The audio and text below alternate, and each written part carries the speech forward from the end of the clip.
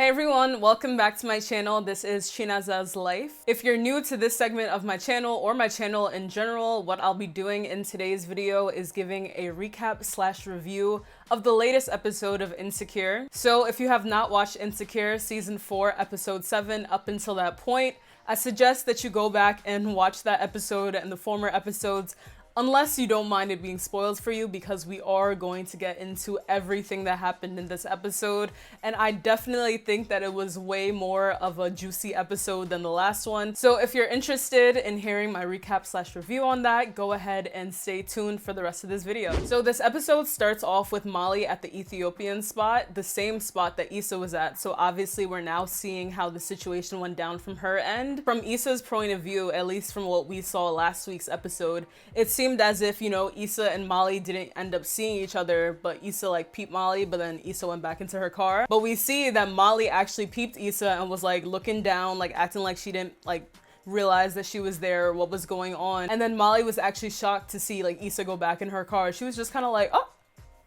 And then I'm just thinking in my head, I'm like, did you really want her to come inside? Like what she was about to say? That's what I was curious about. But I just loved how it opened up with that, because again, we got to see like that Molly also saw Issa, and that it wasn't just a one-sided thing of Issa being like, all right, like she didn't see me, I saw her, like let me just get out of here. But the fact that like now they both saw each other, but both don't know that they both saw each other because they both still haven't reached out to each other. It's just like a lot of back and forth, but like no communication is going on. So it's like they're probably both forming like these ideas in their head. Like for Issa, she's probably thinking like, okay, like I'm not ready to talk to her. But then for Molly, she's probably thinking like, wow, so she's seen me and she ignored me and she just left, like as if she wasn't about to come in here. She just left because I was in here. So that's a whole little mini storyline on its own, but I definitely loved how we got to see Molly's perspective on how things went down on that end. So it looks like while Molly went to go get her takeout, Andrew was waiting for her back at her place, and basically she comes in and basically tells Andrew like, oh, like I just saw Issa, and he was just like, oh, like how'd it go? Like did you talk to her? Like did you guys end up talking over things? And she was basically just like, no, like she ignored me, da da da. I just love how Andrew's always just so straightforward and so direct, because he literally asked Molly, he's like, oh, so like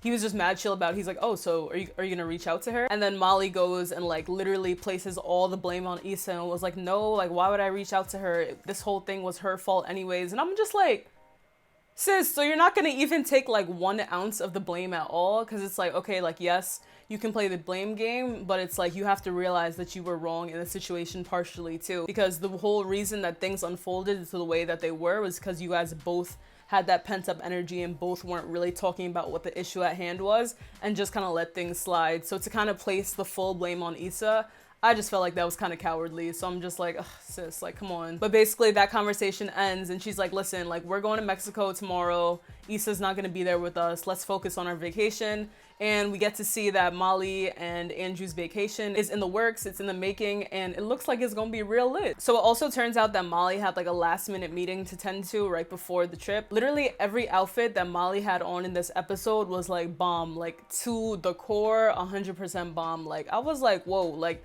whoever was on the styling team did what they had to do, because when Molly showed up to work in that all white fit, like she meant business. Like she looked mad good. But anyways, she basically had this last minute meeting. She didn't know about it, and she basically like blacked on what I'm assuming to be her intern or maybe her secretary, basically being like, how come I found out about this so late? Like you don't get paid to tell me things late, da da da.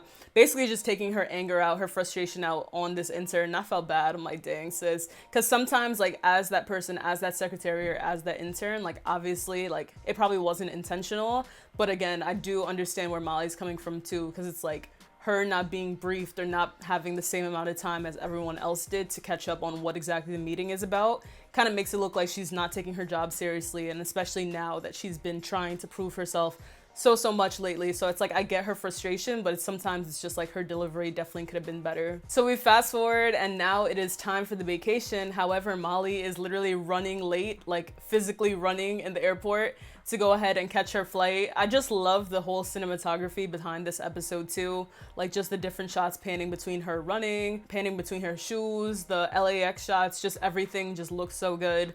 but she eventually ends up making it to the terminal to meet up with Andrew, and he literally, like, they're the last two people kind of to get onto the flight. Like, literally this whole scene made me reminisce and remember like what the airport is like, because I'm like, wow, like now anytime I see a video of the airport, it's legit like a ghost town. Like everyone's all masked up, like everyone's sitting mad far apart. Meanwhile, like, y'all know how airports be, just mad bustling, mad life going on. I just feel like that whole airport scene was definitely so relatable, especially the running to like almost miss your flight, not knowing which terminal you're in. Because again, like they're like, even how Molly referenced, she's like, but there's two of those restaurants. Like it really do be like that. Like one time I was legit in the wrong gate, like thinking that I was in the right gate the whole time because of like literally like that same type of landmark, and basically almost ended up missing my flight because I then realized, and I'm like, wait, I'm in the wrong terminal. Had to go all the way across the airport to finally get to the right spot. But she ends up making the flight, thankfully, and is seated next to Andrew. And they do not play when it comes to getting the party started. As soon as they got onto the plane, Andrew's already taken charge, talking about, listen, like, I got the hookup with this economy plus, like, let's get some champagne, let's get some whiskey shots going. I'm just like, yo, like, honestly, this is the energy that I'm here for. Like, once it's vacation time starts at the airport. Like, I don't know about y'all, but that's why they have these restaurants and these bars so close to the gate, because once you're in the airport, like, it's go time. So again, Andrew did not come to play. He was already ready for vacation and was clearly ready too, because he was telling Molly about the things that he brought and how he's ready to get the party started in that department too. So like literally this whole scene, I was like, wow, like after the Rona and everything is over, like I need to go on a vacation. Like, but first, I have to get a bae.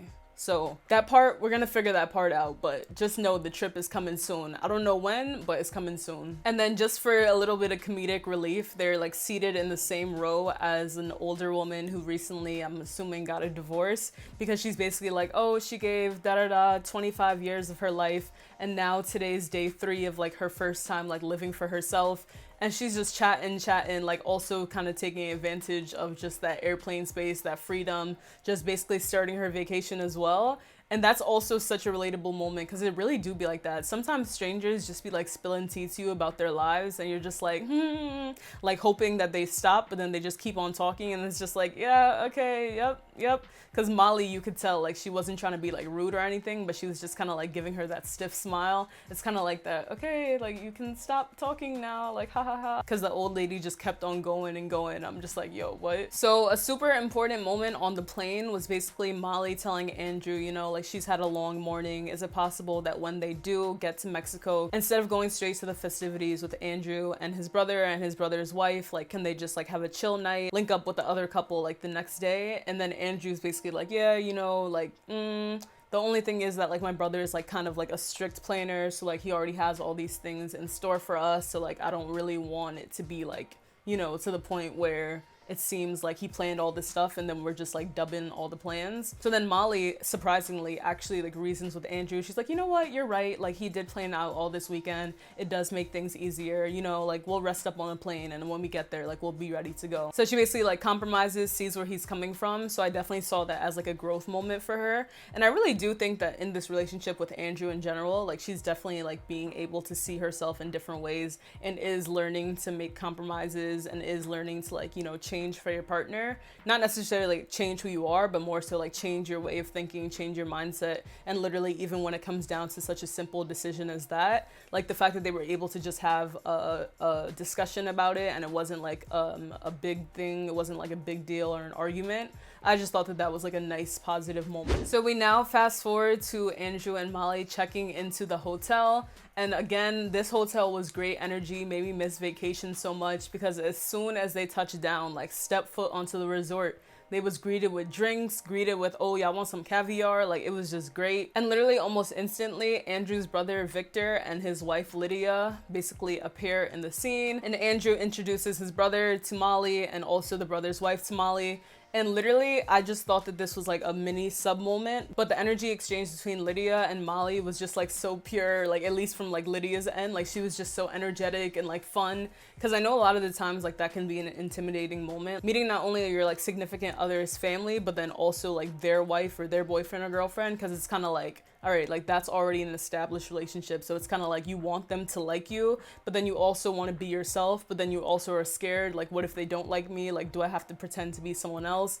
But I just think that in that moment, like Lydia just kind of welcomed Molly with open arms. And it just seemed like from that moment, like, okay, like this is going to be a nice trip. Like they're already getting along. So that's good. And then something that I definitely loved in this moment as well was kind of Andrew bringing up to his brother, like, hey man, like, you know, we had a long flight. Like, would it be possible for us to skip out on some of the festivities today and just catch up at dinner later?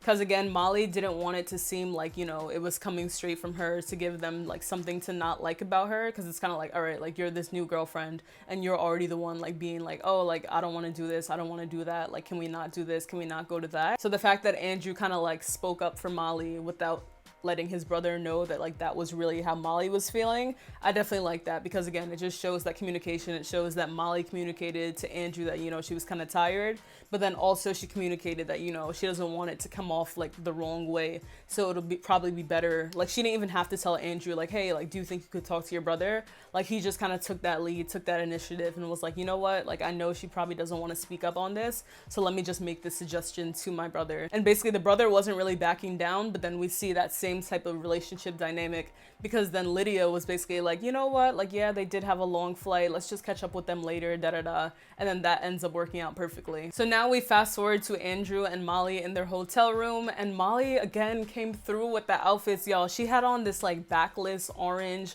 cover up, and it just looks so amazing. She looks so bomb in it, and I was just like, yes, like again, 10 out of 10 on the styling. I definitely need something like that for my next trip. And guys, literally while I was watching this episode, I was like, I had a pain in my heart, because I'm like, I'm supposed to be going on a trip to Curacao for my birthday, and here I am like watching Insecure, like supposed to be looking forward to that trip, but obviously because of coronavirus it's no longer happening. But that's just a sidebar moment. So basically now is the time that Andrew and Molly exchanged the like things that they said on the plane, that they brought, and all that type of stuff. The way Molly was like gassing what she brought on the plane, like I thought she was about to pull up with some heat. Andrew's like, oh, so like what did you bring or whatever? And she just pulls out, you know, she's pulling it out mad slow, like she about to like lead up to like the climax. I think she pulls out like what looks to be like, okay, like she pulled out like lube, and then she pulls out like a bra, like lingerie, and then she pulls out like a thong. And then that was it. And Andrew's just like, because you could tell like he was waiting for something more, but then once he realized that like she was done, like he was just kind of like, oh, that's what you brought. Oh, and she's like, wait, like you don't like it? Like what's the problem? He's like, no, it's not that. Like I just think that I was on like the wrong memo or something like that. Because what he pulls out, like he came through with all the toys. Like Molly's reaction was kind of like the same as his, just kind of more so being like, whoa, like I didn't know you was about to pull up with that. And basically Andrew, like, you know, he can see that like this is kind of making her feel awkward in a way, but then he basically like reassures her like, you know what, like we don't even need these type of things, like, you know, like that's all extra stuff, like I really just care about this weekend being here with you, like it's not even about all that extra stuff, like basically insinuating that like he still enjoys her with or without the toys. So it's like, it's not like she wasn't doing enough or whatever the case may be, because I know a lot of the times people can be like intimidated by the idea of toys, but I feel like it's more so just to enhance something that's probably already good. So again, he just wanted to make sure that she didn't like take any offense to him bringing that, or like he wasn't like too much of a surprise for her. And then I really liked how they basically were like, you know what, like how about we just find out, like use this weekend to find out what we both really like. And they both kind of just like communicated that with one another, and were able to basically have a great night, if you know what I mean. They end up going out to the balcony and doing their thing, and again, that's just like a whole vacation moment. So I was just like, okay, like I see that they were able to communicate and were able to still do their thing without the toys, being like, you know what, like we don't even got to do all that. We came here, we already know each other's vibe, let's go ahead and do this. The night was so great that they ended up not even making it out to dinner with Lydia and Victor, so clearly they enjoyed each other. So the next day they meet up with Victor and Lydia in the morning to go on a hike, and basically Victor and Lydia were like, oh, like look who finally like woke up. And then we're met with the newly divorced woman from the plane again, and she's basically just chatting to them again, and they're just like, oh hey, like again trying to get away from the conversation, but she just kind of keeps on talking. She's like, all right, see you guys. And I'm just like, yo, what? That's actually funny because a lot of the times when you do go to like trips like that, you'll end up seeing some people that you were on the airplane with if you stay at the same resort. So the fact that they ran into her on their excursions is just kind of like, what are the odds? And can we again, like literally Molly did not miss once in this episode. Like she wore, I believe it was like an all yellow fit, and it was a off-white brand. It was an all yellow fit like bra. It was an all yellow fit like sports bra, leggings. Like that just gave me so much vacation inspo, because it's like, when else can you just wear a whole bright two-piece like that? Like why not? You're on vacation living your best life. Like yes sis. So basically they end up getting to the top of the, I guess the peak, I don't want to call it a mountain, but the peak of the hike or whatever the case may be. And basically Molly is just like, oh, this is such a beautiful view. But then she thinks to herself, she's like, wait, how are we getting down from here? And y'all, I didn't even expect for this, but why it was a whole zip line, I was like, yo, that looks mad fun. Like I've never ridden one of those, so like when I saw them riding that, I was just like, that looks so fun. Like I literally want to be on vacation, like just transport myself like right there, right now. Like Puerto Vallarta, I believe is how, Puerto Vallarta. Listen, y'all, I took French, not Spanish, so I'm trying out here, I'm trying. But basically, that just gave me some more vacation inspo, because I'm like, that's definitely something that I would do. Like, I'm not afraid of heights. Like, I love roller coasters. I would love something like that. And then we fast forward to dinner and dancing. And guys, like, again, this whole episode, just like visuals and everything, the music, like, it was just a whole vibe.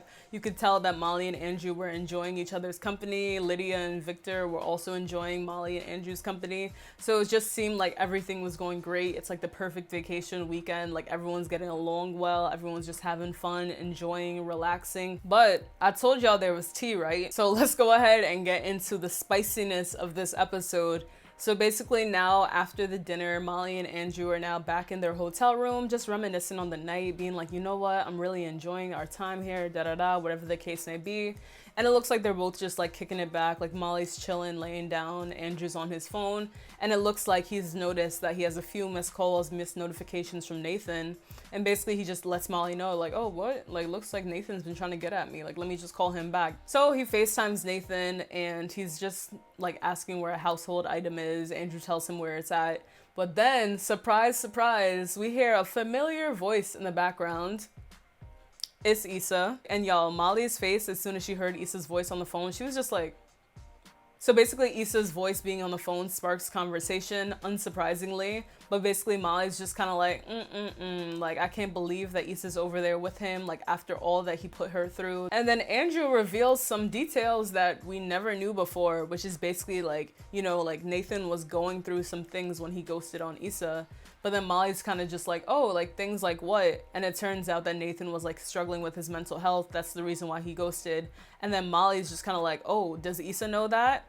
And Andrew's like, I don't know. That's between her and him, which is true. But then it's just kind of like, Molly, like, you prevented Nathan from having the opportunity to explain himself. I understand her not wanting him to come to Issa's birthday party or whatever the case may be, but I feel like the least she could have done if she was gonna prevent him from coming is at least telling Issa like, hey, like I ran into Nathan, you know, honestly, like I may have overstepped by telling him not to come to your party, but I do just want to let you know that he tried to reach out to you. So if you want to reach out to him, at least you'll know. But it's kind of like Molly withheld that information from Issa, kind of making that decision or making Issa solidify her decision without her knowing this additional information that, like, you know, he was on her way to see her or that he wanted to apologize for everything, you know? So it's kind of like now that Molly's finding out that, oh, wow, like he was actually going through something, that kind of makes her reconsider, like, like, was this a right decision? Like, maybe I should have told her. Because I know that has to be going through the back of your head. Like, you literally must feel bad now knowing that he was actually going through some, like, real struggles. She should have at least let Issa know that, you know, at least the next day, like, or in the next week to be like, you know, like, Nathan tried to stop by, you know, I apologize for not letting you know, whatever the case may be. But now that she's seeing that he actually was going through something, and especially something as serious as like dealing with mental health issues, I feel like that whole situation is now going to be like looked at differently in her head, because she's probably just like, wow, like I had no idea that he was going through something. Like I just prejudged him and made that decision for my best friend. Like I was just trying to be a good friend. But now she's seeing that like she didn't even know the full side of his story. She just made that judgment on him and decided like this is what's best for Issa. she don't need to know that he even came, and that's that. All right, guys, so now we see that things are further heating up because we see that Molly is now wearing the fit that she packed, and now I see, okay, now I see what she was saying, because there are some harnesses up in there. She do got like a little mask, and she got some ties for Andrew's hands. So I was just like, all right, like now I see what she was saying, because at first I was just like, sis, like just lingerie. But I'm like, all right, now I see what she's saying. But literally it was such an awkward scene when she was just like, but first you gotta eat this ass though. I said, oh, like the way she said it, I'm just like, yo, that was mad awkward. Like, why did they feel the need to include that in the writing? I don't know. So now it's the next day, and it seems like a chill pool day. So basically everyone, Victor, Lydia, Andrew, and Molly are all in the pool, just chilling, talking, whatever the case may be. And also a sidebar, guys, I literally, well, I guess this was mentioned earlier in the episode, but I didn't know that Andrew was bilingual. So like him and his brother like can be conversing in their language. I'm not sure if it's Chinese or Japanese, I'm not gonna hold you. But basically I just like that they were bilingual. And then even the fact that Molly was speaking Spanish as soon as they arrived on the resort, I was just like, all right, come through, characters. Like, and it sounded good too. But basically the moment that all people in the pool who are not trying to get their hair or face wet, especially if you're wearing makeup or if your hair is done, basically a swimmer passes by Lydia and ends up splashing her in the eye, and you know that feeling when your eye starts to burn when the chlorine gets in it. So Molly, being Molly, offers to go get her a towel, and then Lydia was just so appreciative. She's like, oh my gosh, like she's a saint, like she's the best. So basically Molly walks over to get a towel from like the hotel staff, and she sees that like a white couple basically in front of her got their towels with ease, like they didn't have to show a key card or anything. But as soon as it's her turn to go up and get the towels, basically the hotel staff is like, oh miss, like may I see your key card? And Molly doesn't have it on her, but she's like, I'm staying at this hotel, like can I just get the towel? I just saw the couple, the white couple in front of me, that you didn't ask them for their key card. So it's like, if you're cutting corners with them, like why can't you also just give me one? Like, you know that I'm staying here. It's like, why are they getting that special privilege? But like when it comes to me, like you're like insisting that I have my key card. You gave them the towels without question, like they didn't have to show their key card. And then the lady is like, you know, I'm gonna have to call my manager, this and that. Like it just turns into this whole big thing. And Victor, thankfully but also unthankfully, is that a word? I don't know, but we'll get to that later. Victor ends up walking by and basically witnesses like this whole thing going on. He's like, oh, like I have my key card. And the hotel staff basically tries to give it to Victor, and Molly basically just ends up snatching it away and like gives it to Lydia. But basically like Andrew can tell like when Molly comes back into the pool that like something happened. Like why does she look different? Like why does she look upset? Molly basically explains to Andrew and to Lydia like what had happened, and basically like tries to get Victor to back her up. Like Victor saw the whole thing, right? He was just like, yeah. And then Molly was basically complaining like, you know, like she gave it to the white couple with ease. Like why was this such a big thing when it came to me? Like that's like mad racist or whatever the case may be. And then Victor kind of like takes on this devil's advocate role, as he calls it. And he's just like, yeah, like, you know, she was just being intense about her job. And then Molly's just kind of like, yeah, like in a racist way. And then Victor is kind of like, oh, like, do you really think that that was about race? And Molly's like, yes, like it was. Because it's kind of like in the beginning, Victor was kind of showing solidarity, being like, oh yeah, like, you know, I witnessed the whole thing. Like, yeah, that was messed up. But then he went to like go and play in this whole devil's advocate role to be like, oh, like, was it really about race though? Like maybe she was just doing her job. But it's like, you can't even like, you can't pick both sides, you know what I mean? And especially like in that moment, you're trying to like downplay what Molly's saying and trying to just be like, oh, she was just being intense about her job, when clearly the lady was like clearly targeting Molly and like clearly not giving it to Molly, but she gave it to the other couple. Because I feel like to even pose the question of the whole devil's advocate thing just kind of like minimizes the struggle and just minimizes the effect that that whole situation had, and kind of makes it seem like Molly's overreacting when she's literally experiencing like racism. So then that's kind of just messed up on his end, on Victor's end, because it kind of makes it seem like he's not taking Molly's issue seriously. Like he's just being like, oh, like she's just being dramatic, like it wasn't that big of a deal. And basically Andrew calls out his brother in another language though. He calls out his brother. Andrew basically tells him to drop it, but he's saying this in another language, and Molly's just kind of like, hello, like I'm still here, like can we speak in English please? And I'm just like, honestly, she has a point, because I hate when that happens too. Like I want to understand exactly what's going on, especially if the situation is pertaining to me. Like obviously if y'all are having a private conversation and I just happen to be there, like y'all don't have to switch back, but it's like you're directly talking about the situation that affects me, so it is kind of messed up to just be switching back and forth between a language that you know that I can't understand. Even after Andrew tells Victor to back down, basically he kind of keeps on going. Basically Victor's like, how I react to racism is my choice, like you don't have to give it so much power. And it's just kind of like, whoa, like now not only are you minimizing what happened to me, you're also making it seem like literally every situation should just be limited to be like, you know what, like, yeah, that was racist, but I'm just gonna let it slide. Yeah, that was racist, but I'll just give it a pass. I feel like the way that he phrased it, and especially how he just basically came at her and basically just minimized her situation, just makes it seem like, okay, like you're overreacting, like, yeah, racist stuff is gonna happen, so you should just allow it to happen, and you should never have an opinion about it, and you should never allow it to affect your mood because it's just bound to happen. Like, that's basically what that mindset is saying. And then to Molly, like, that's literally so offensive because it's like, I'm still in the heat of the moment, this just happened to me. Like, even though, like, yeah, like maybe it was something as little as getting a towel, like that stuff, it matters. Like, it's actual real racism, because it literally makes it seem like, okay, like, yeah, it happens, so what, it happens, like, just accept this treatment, like, that's life, like, people are racist, that's life. Like, no, like, just because Molly had a reaction doesn't make it a bad thing. Just because she had a reaction doesn't make it seem like she's having that power over her. It's just making it seem like she's calling it out because it's wrong. And it is wrong, so just letting it slide is also wrong in my opinion. And y'all, Victor just keeps on going and going. It's kind of like he's kind of tone deaf to the sense where he's thinking that he's just having an intellectual conversation when Molly literally just directly, like, this whole situation just happened to her. So it's like, that's hurtful for you to just keep on going and going. Like, you're literally acting like nothing just happened to me, and like I should just be okay with what just happened just because racism just casually happened. Victor basically goes on to say like, oh yeah, you know, you just gotta know when to pick your battles. And then Molly, basically Molly comes with a bold statement, because she was like, you only want, like, y'all only want to like claim that you're a person of color when it benefits you. And then you could tell that like this kind of offended Lydia as well. And Andrew was just kind of like taken aback. He was just like, whoa, wait, what? Like, I don't think like that. And she's like, yeah, but you're different. But then he's like, different how?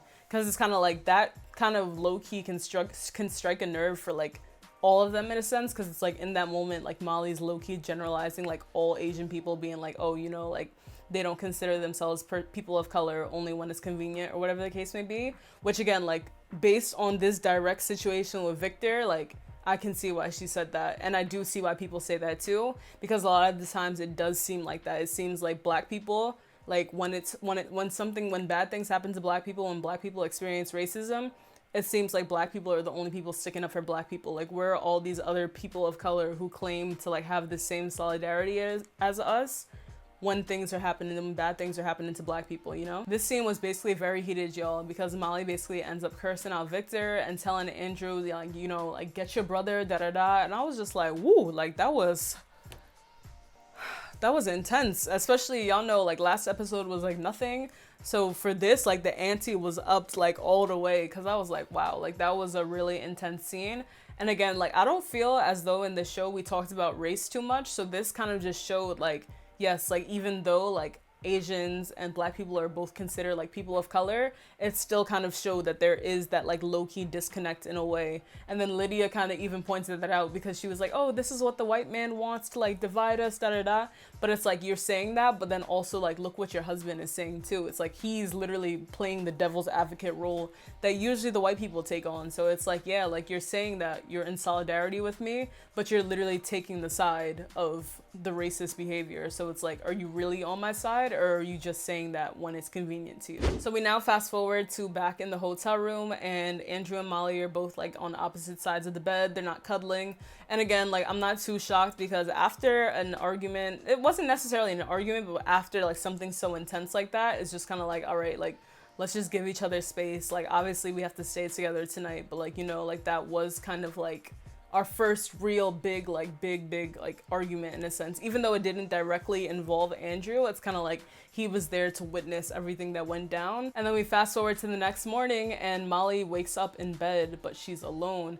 And I'm sure there was like a million things running through her head in this moment. She's probably just like, oh my gosh, like, have I ruined everything? Like, is this vacation over? Like, where's Andrew? He didn't even wake me up, because she literally slept in, like, it's almost 11 a.m. And you know, usually on vacation, people be getting up at like 8-9 o'clock, like already ready, already out, already on their second activity of the day. So it's kind of like the fact that she woke up alone, I'm sure like a million things were popping through her head.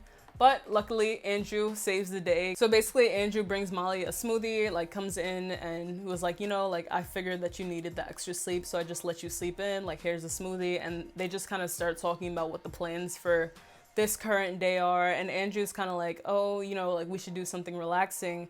And then Molly kind of asks that question that, you know, me as a viewer, I was about to ask too. I'm like, she better ask. But she's basically just like, oh, like, are Victor and Lydia coming? Andrew's basically like, oh no, they're gonna go ahead and tour the city for the day. And Molly like is genuinely like, oh no, like did she mess things up or whatever the case may be? And Andrew's like, no. Like Andrew basically says that he went to go ahead and talk to Victor earlier that morning and told him like how wrong he was about the situation, and that Victor basically ended up apologizing. So again, like we just see that Andrew's able to take initiative and just do these things and like able to like actually just like, you know, like that was wrong. Like he's basically stuck up for Molly in that situation, and I really like that. Like the fact that he didn't just leave it at what it was the day before.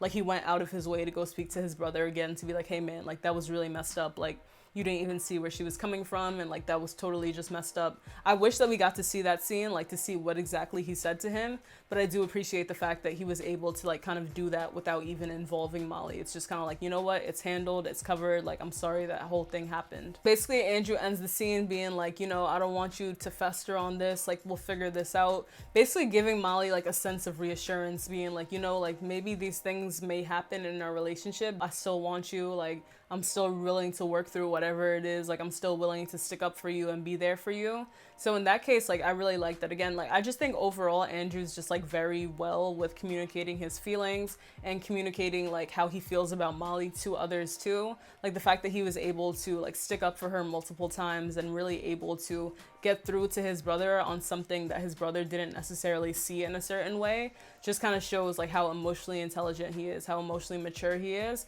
and how much he really wants things to work with him and Molly as well. So we then fast forward to basically one of the last scenes, which is Molly just on the beach walking alone. It seems as if this is probably their last day or last night.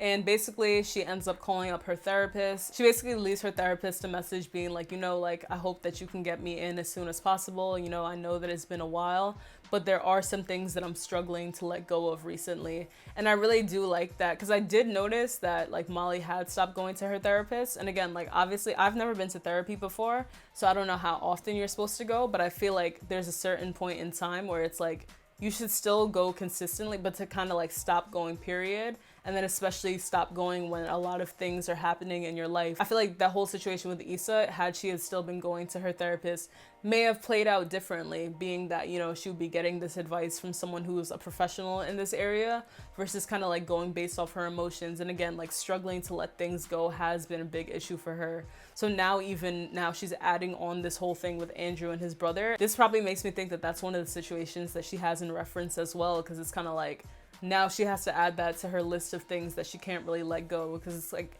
you could kind of even see in her face when Andrew was like, oh, we could just have a chill day, that she kind of still wasn't over the situation from the night before. I'm looking forward to her going to therapy and like reconnecting with her therapist and like seeing what she has to say about the whole situation that's been unfolding in Molly's life. So we then fast forward to the airport. Basically Molly and Andrew land and they got their fly airport fits on, y'all. Like it looks like Molly's wearing like that white blazer, and then she got like just Andrew got this nice pink jacket on.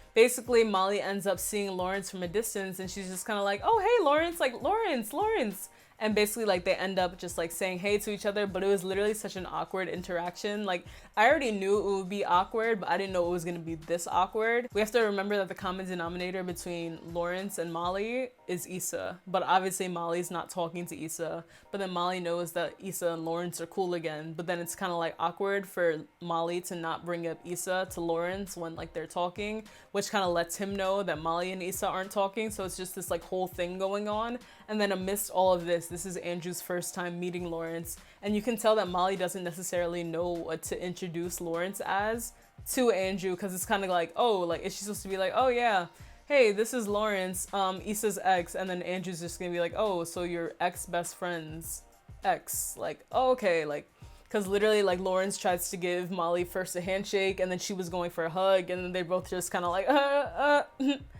kind of doing that thing where you're not really sure what to do, and then they basically both just end up giving each other a hug. Reach for the handshake, got a hug. Because again, like you could tell that Molly low-key wanted to be like, oh yeah, like she was gonna be like, oh yeah, well this is Issa's, but then it's like bringing up Issa again, and then Lawrence would tell that the vibes were off.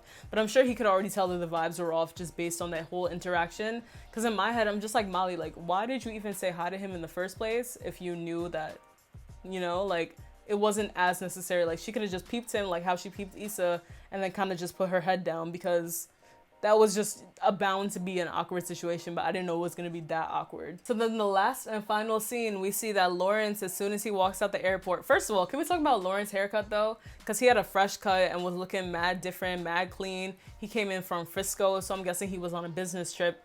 But basically, he ends up leaving the airport and calls up somebody and was like, hey, like, you want to meet up for drinks? And of course, you know, I watched the preview for next week's episode, so we see that him and Issa end up linking up at the bar, and there's something that he has to tell her. So I'm just like, ooh, what could this be? So I really liked how that episode kind of ended off on a cliffhanger, kind of leaving us to be like, wait, like, who is he about to meet up with in the bar? Because I'm thinking that it was going to be Condola. I literally did not guess in a million years for it to be Issa that he's calling fresh off the plane. So I'm really curious for next week's episode, because it's like, what's he about to tell her? I feel like if he's calling her up to meet up in person, like, it better be like, oh, I still can't get over you, you know, that's why I had to end things with Condola, da-da-da, you still in my head. Because it's like, you're not about to call me up to come out for drinks to not tell me good news, you know? Like, I don't know. I feel like it could have just been a phone conversation had it been something like negative in a way. But I'm like, the fact that he's willing to like rekindle with her in person for drinks at night. So definitely looking forward to see how that all unfolds. So if I had to give this episode a rating, y'all, it's getting a 10 out of 10 from me. Like, I think overall, from the music to the shots to the whole vacation vibes, all of that, like, it just had me missing outside so much and looking forward to my next vacation so much, because I literally got so many ideas, whether it was from the outfits or the excursions that they did or just the vibes in general. And with the Bay, like, that's 10 out of 10. So basically, I think that one of my favorite parts of this episode as well overall was just like Andrew's pure intentions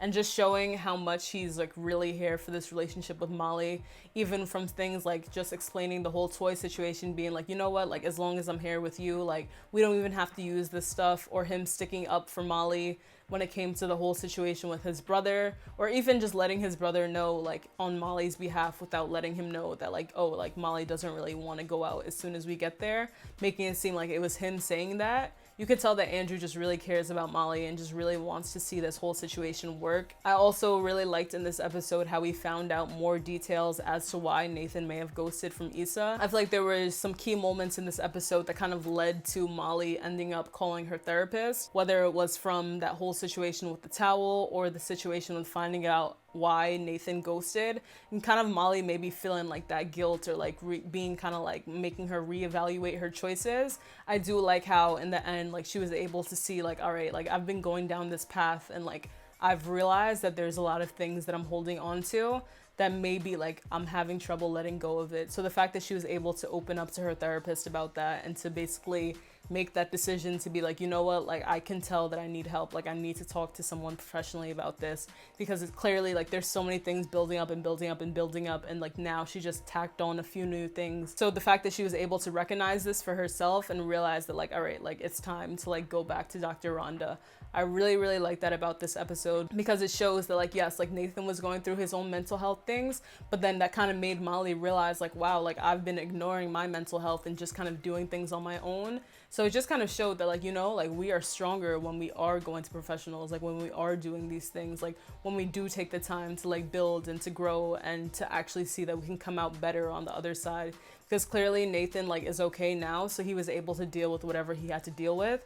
But sometimes when you're going through stuff, like, everything else can kind of just be put on the back burner, which is clearly what happened with him. But it's like she didn't give him that benefit of the doubt. And I think that just further reinforces in this episode and just in general in life, like, you never know what people are going through until you ask them. And even when you do ask them, they may not even tell you. So it's like, at that point, like, you really never really know what people are going through. Like, people will be suffering in silence and you'll just think that like, oh, they're doing this because XYZ, or just making assumptions versus giving them the benefit of the doubt. So guys, as I said, I'm definitely looking forward to next week's episode, especially now that Issa and Lawrence are going to be linking up. I'm very curious as to what he has to tell her.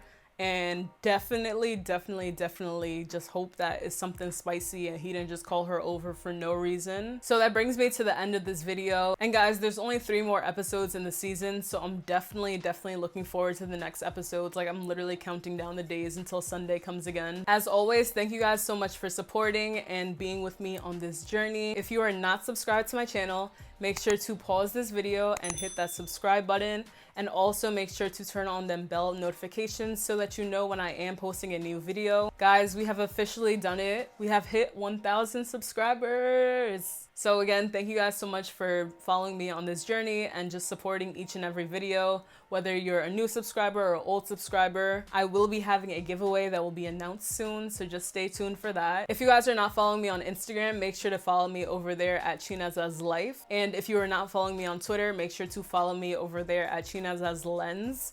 Again, I was able to catch the live stream of Insecure this Sunday, so I was able to live tweet.